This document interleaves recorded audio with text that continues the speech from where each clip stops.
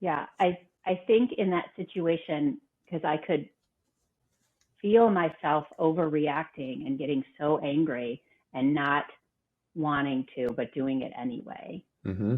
So I could like, I just felt it come over me, and I knew that I shouldn't be screaming and yelling. And so that, but I couldn't stop myself. I couldn't stop myself from screaming and saying just awful things like, why do I even bother? Like, you kids ruin everything. And I heard those words and I was just like, shut up. And I couldn't stop it. Right. So I was mad at him because I had told him we play VR in the basement because, this stuff could happen. But I knew he was here. I didn't correct him. I didn't throw him in the basement to begin with. So it's just one of those, I don't know. It's a tough one because there's a lot of emotion going on in an instant.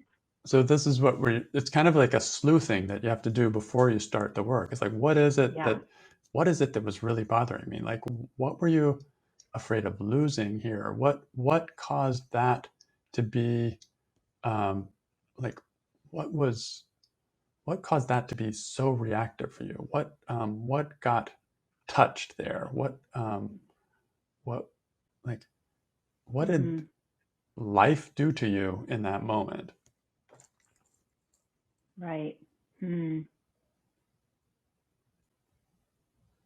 Gosh, that's a tough one. I'm so used to reacting, when the kids make a mistake. Isn't that silly? Like, it's interesting. This is something that I could really go into because, for example, if my husband drops a coffee mug on the floor and it shatters, it's like, oh, do you need help cleaning it up? When my kids do it, I'm like, why weren't you more careful? Okay. So So, what is it about your kids that's different than your husband that makes yeah, that like somehow personal? right. Wow, gosh.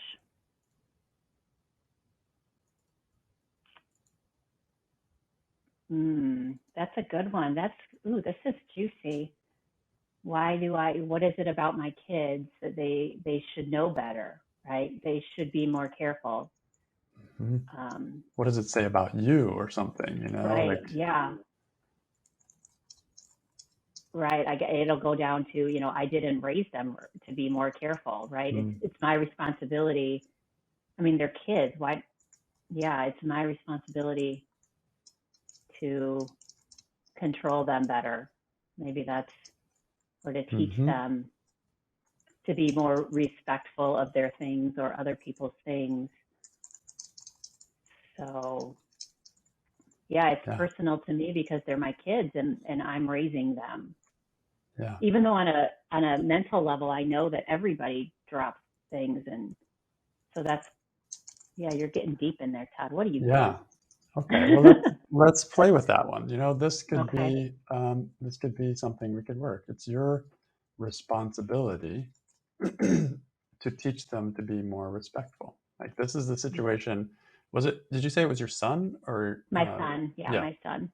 So in that situation, he knocks over the green juice all over your laptop. And then somewhere deep inside, after we've been looking at it, there's some belief that it's your responsibility to teach him to be more respectful. So in that situation, is it true? Is it true that it's my response? So I'm sitting there on the couch. It's my responsibility to teach Or him it to be was more your respectful. responsibility? Like, Hmm. is that true? Right, Should have done it by now. right. Yeah. My initial answer is, of course, I'm the parent. So that's what, then we sit Yep. in that for a little bit, right? Yeah. And one of the things I like to say in these questions 1 and 2, it's just a yes or no answer, and yes or no are both valid answers because I'm looking to see what's my experience. This is meditation, so I'm looking to see what my experience is, and I'm reporting from there. Again, it's touching in with that inner child a little bit again. But Hmm. yeah, it's your responsibility to teach them to be more careful. And they're like, yes, so Hmm. that's perfect. Yes. So next Yes. question, That's just ask a little more like another look is, can you absolutely know it's true? It's your responsibility to teach him to be more respectful. You just spilled green juice over everything.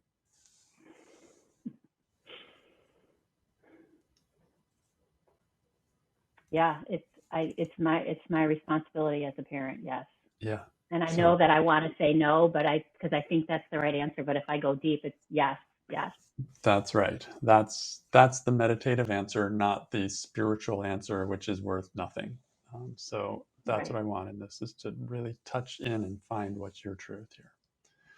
So next question is, how do you react? What happens to you when you think that it's your responsibility to teach him to be more respectful, and he just spilled green juice all over you, ignoring guidelines for not doing that here and everything? Like, how do you react?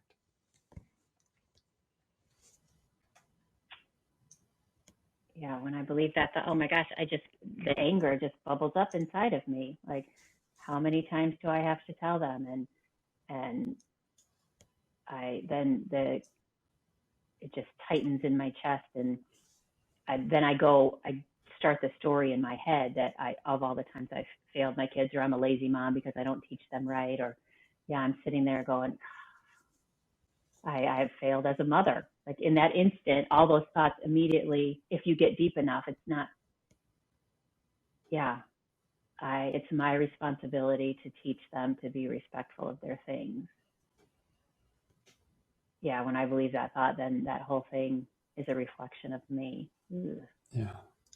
And then Yeah, notice the reactions that come out. What happens to your voice? What happens to your body? What happens to your speech?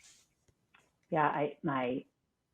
I raise my voice. I start stomping. Like all my movements are exaggerated. Like I pick up the laptop and I shake it out to let him see the green juice dripping off of it, and I grab a towel and I throw it at him and clean this up. So my body is exaggerated and my voice is elevated. I'm tense in my chest.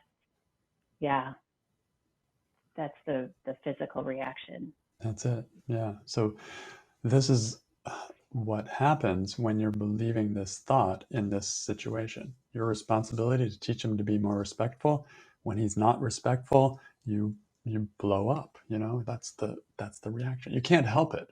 You can't not do that when you're believing this thought. I like to say I'm under the influence of this thought. So it's like, being on a drug or something. When I Mm-hmm. believe it's my responsibility to teach him to be more respectful, and then he doesn't, it's personal and I react.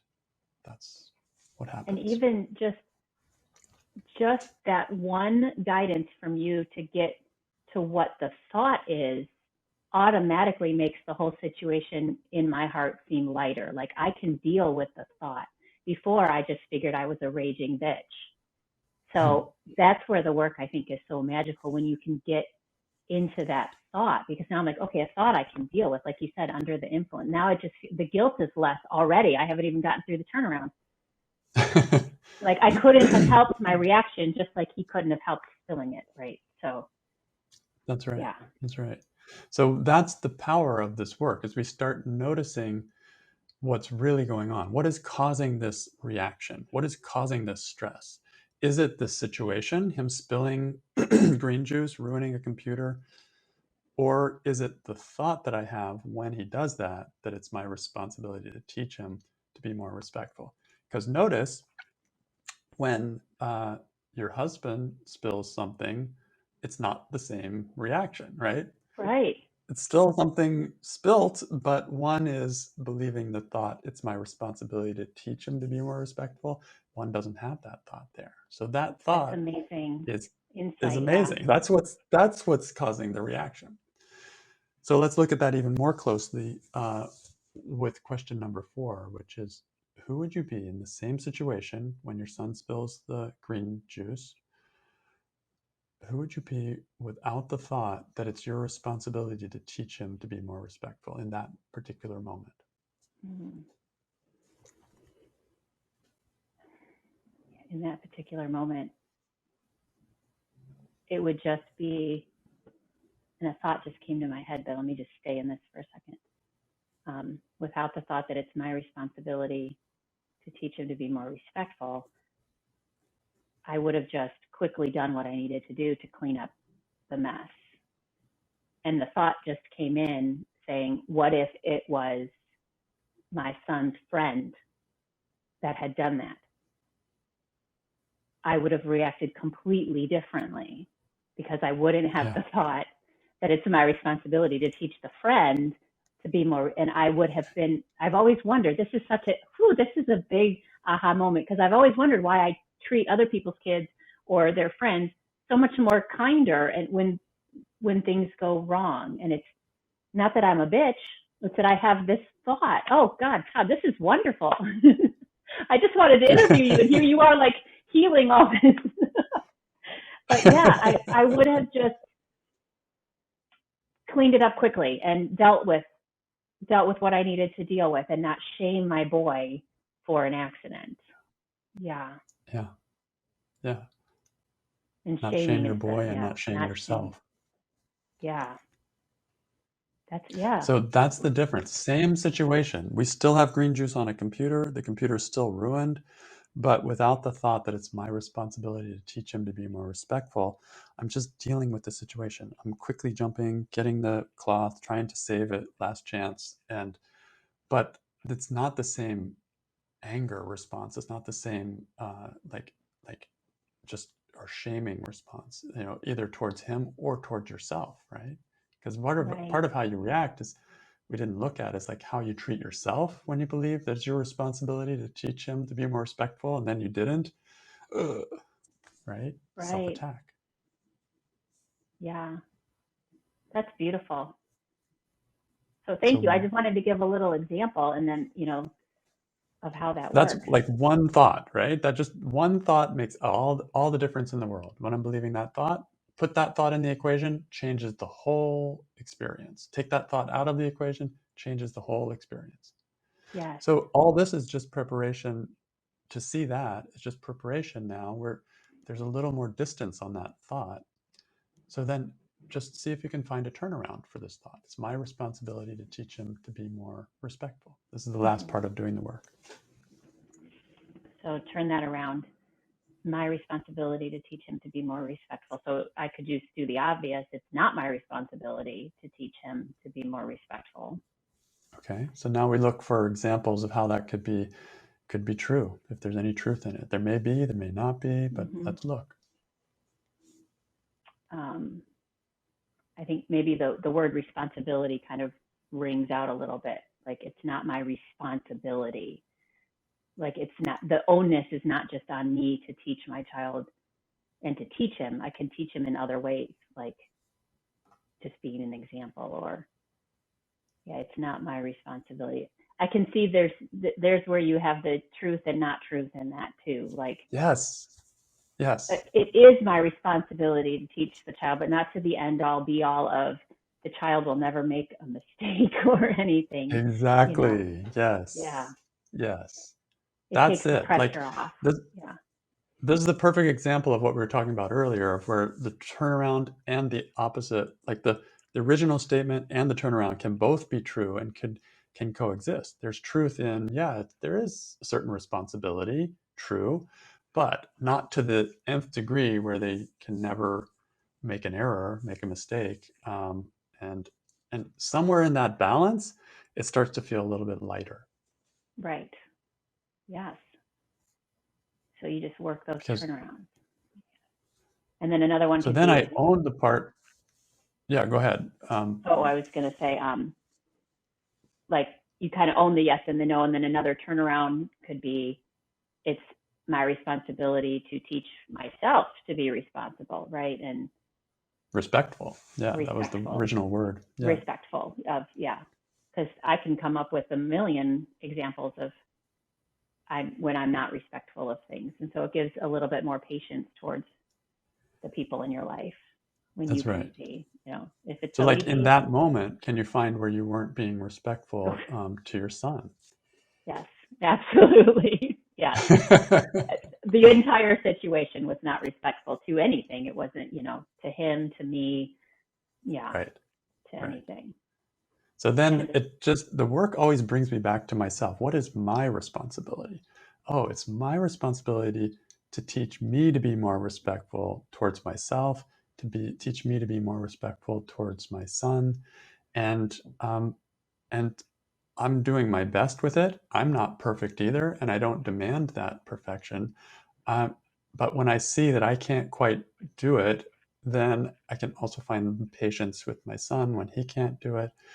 We're moving in the direction of learning how to be more respectful. Like I'm trying to teach him a little bit, trying to teach me a little bit, but it's not like all or nothing. If he's not respectful, then he's terrible, or if I'm not respectful, then I'm terrible. It's like, no, Right. Or now I'm we a see failure. two human beings equals, actually, even though he's the son and I'm the mother, but we're equals on the level of growing as human beings. And now suddenly there's a joining there, which is a different experience. Wonderful. Wow. Well, this was so much fun. This was so much fun. Thank you. I think this is going to be very helpful, especially to people who maybe have seen Byron Katie's videos and think, oh God, I can never do that, because she's really good, but it can be so juicy. And so tell us a little bit about what you do and where people can find you and what you offer to help people do the work. Sure. My website is theworkasmeditation.com, and you'll find all kinds of things on there. I have something like 500 or 600 articles about the work of Byron Katie there. So you can search and find all kinds of things. I also have a podcast. It's called Wiggle Room. And if you like podcasts, you might enjoy listening to that. And I do the work with people there. So you'll hear more things like what we just did here with Michelle. I also answer questions there, and I read an article usually at the end of the podcast. So it's like just a nice little dip into the work, and it's a great way to become more familiar with this process. I also offer online courses, like you mentioned the Work 101, which you took, and that's a that's really my main course. That's a 9-week course, and you dive in, and you're actually doing the work pretty much every day, about 5 days a week, and you'll get training on how to do it from the very beginning. You'll get the very basics, but we'll go through a lot of nuances of how to actually put this work into practice. So my idea at the end of that course is that you become more self-sufficient in being able to just sit down and do the work whenever you happen to need it. And I also offer virtual retreats and private sessions and lots of other things. But basically, just come to the workasmeditation.com, get on my mailing list. I have a newsletter. It goes out with an interesting article every week about the work. And just kind of start exploring. Just dip your toe into it a little bit and kind of play with it. Watch some videos. I have some videos on there as well. And just kind of get familiar with it. And then if it resonates, go a little more with it. That's all there is to it. That's wonderful. Well, I can attest, you do great work with your clients. You're so centered and patient, and you keep them in the work. When they start to go on their ego tangents, you gently bring them back. I highly recommend. You're very good at what you do. So, and thank you for taking the time to come and talk to me and kind of share a little bit about what it does and get the ins and outs of how it can work with batshit crazy moms like me that have a lot going on. So thank you so much for taking the time to talk to me. My pleasure.